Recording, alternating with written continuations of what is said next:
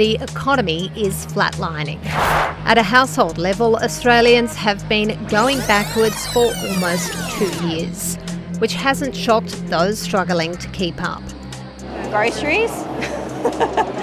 That's very expensive with 4 boys, yeah. We're shopping for needs, not for wants at the moment. My husband has a great job, but still stressful. And we're doing it as a family unit now. We're all understanding the value of money, and what we need is what we buy. Australia's economy grew below expectations at 0.3% in the 3 months to September and 0.8% for the year. That's the weakest annual growth since the 90s recession, outside of the pandemic. It was held up by government spending on energy rebates and investment in infrastructure and defence equipment. Household spending was flat as Australians banked the Stage 3 tax cuts. Growth is weak.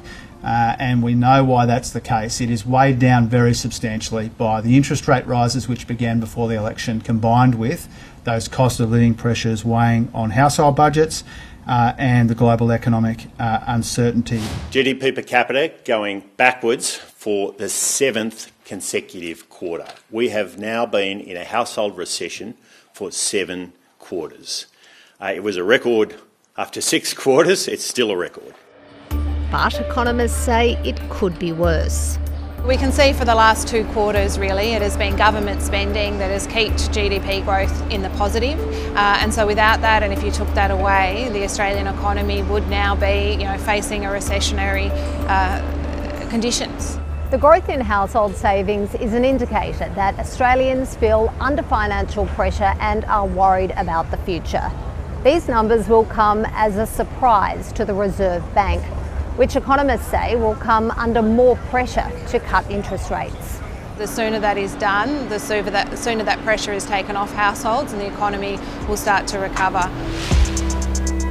What this means in terms of what the market's now forecasting, I think, is we'll see more economists coming out and predicting an earlier rate cut, potentially in February next year, as the Reserve Bank looks for that economic recovery and looks to support economic growth through 2025. After enduring hard times, the building industry showed signs of recovery in the September quarter. There's obviously a lot of work in the pipeline, probably due to the push from the government to densify housing and to build more housing.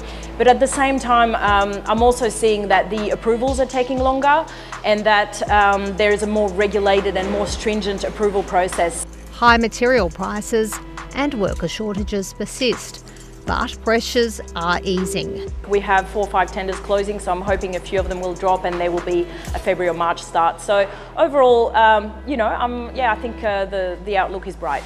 Building hope in a sluggish economy.